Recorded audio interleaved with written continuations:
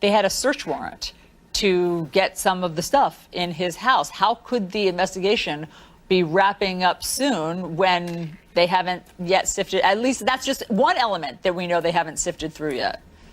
Absolutely. And we know that the special counsel is still interested in interviewing associates of Roger Stone. One of them is Andrew Miller, an associate of Stone who does not face criminal charges, but who had been contacted by the special counsel in the past about Stone's communications with WikiLeaks. So there could be more charges yet to come. There could be more indictments. And look, if Matt Whitaker said that he had been briefed on the investigation, there's an implication that he wasn't merely speculating. But at the same time, there's no real definition of soon. Soon could mean a few days, it could mean a few weeks, it could mean a couple of months. And I think what it really does, though, is, to David's point, it tees up where this is all headed. And that's a report that Mueller will eventually submit to Congress and the extent to which that report will be made public. And that's why it's clear that this is coming against the backdrop of the Senate Judiciary Committee considering the nomination of William Barr, who is poised to be confirmed as Attorney General in what is a Republican-controlled Senate. But there are real questions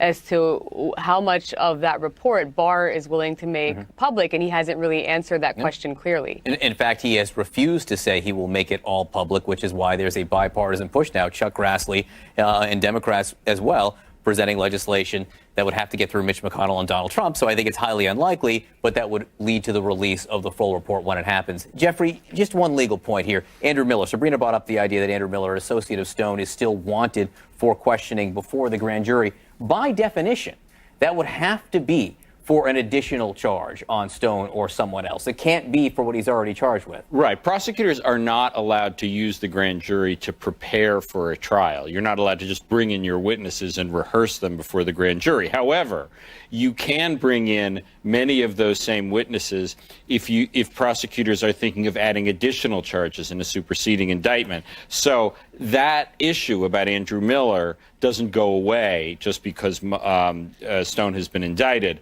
That legal fight will continue about whether he's going to be forced to testify. And also remember, there's that other legal fight in the Supreme Court about the mysterious company that's owned by some other country, whether that company has to produce documents